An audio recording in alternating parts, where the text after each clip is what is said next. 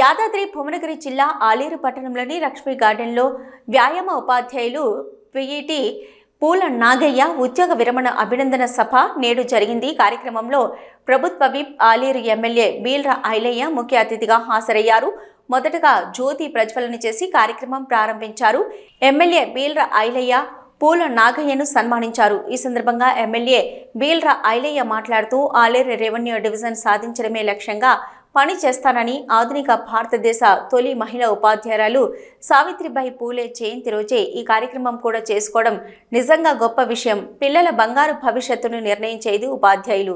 అందుకే ఉపాధ్యాయులని దైవ స్వరూపులుగా భావిస్తుంటారన్నారు.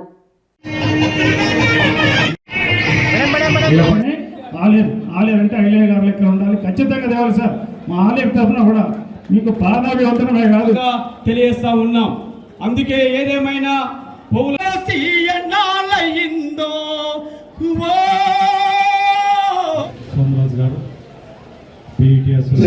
ఈనాటి కార్యక్రమం ముఖ్య అతిథి మాన్య ఉపాధ్యాయులు రాష్ట్ర ప్రభుత్వ అదేవిధంగా తెలంగాణ రాష్ట్ర ఈ సమావేశానికి ముఖ్య అతిథిగా వచ్చినటువంటి మన తెలంగాణ రాష్ట్ర ప్రభుత్వ విప్పు గౌరవనీయులు మన శాసన సభ్యులు బీల్ ఐలయ్య గారికి, అదేవిధంగా పెద్దలు గౌరవనీయులు, మరి అనేక పర్యాయాలు, ఒక 6 పర్యాయాలు ఈ నియోజకవర్గానికి ప్రాతినిధ్యమైనటువంటి మాజీ శాసనసభ్యులు, మంత్రివర్యులు, మాజీ మంత్రివర్యులు, పెద్దలు గౌరవనీయులు మరి నరసింహులు గారికి, ఐలయ్య గారు, మాజీ మంత్రివర్యులు పెద్దలు మోకుపల్లి నరసింహులు గారు, మన మహేందర్ రెడ్డి గారు, మహిళాభివృద్ధి.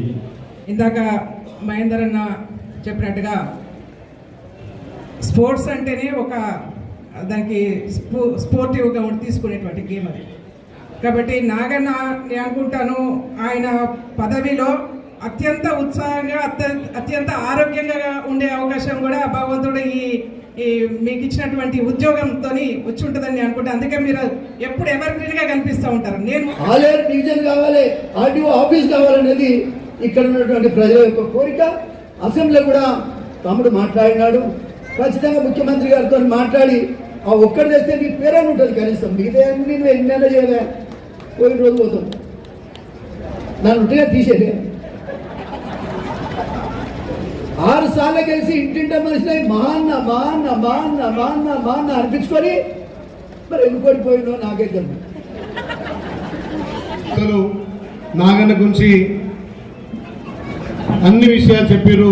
నిజంగా కూడా నాగన్న అంటే ఒక ప్రభుత్వ ఉద్యోగ విరమణ కాదు, ఇలా ఆయన నిత్య జీవితంలో ఎంతోమంది క్రీడాకారులను జిల్లా స్థాయి నుంచి, రాష్ట్ర స్థాయి నుంచి, జాతీయ స్థాయి దాకా తీసుకెళ్ళినటువంటి ఒక గొప్ప వ్యక్తి.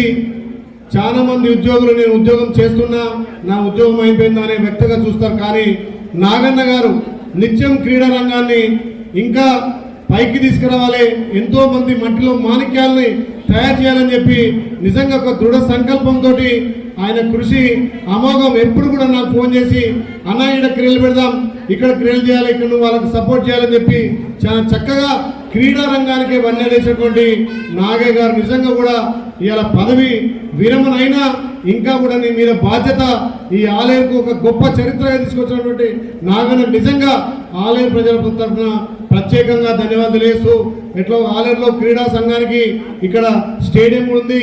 ఈ ప్రభుత్వం కూడా ఇప్పుడు వచ్చినటువంటి ప్రజా ప్రభుత్వం క్రీడలకు ఎక్కువ ప్రాధాన్యత ఇచ్చి ప్రోత్సహిస్తుంది. కాబట్టి మీ నాయకత్వాన ప్రభుత్వంలో క్రీడారంగ సంస్థల్లో మీకు సొంత స్థానం ఇప్పించే బాధ్యత మా ప్రభుత్వాన్ని తీసుకొని ఇంకా ఎంతో మంది క్రీడా రంగాన్ని డెవలప్ చేయాల్సిన బాధ్యత మీ మీద ఉంటుంది.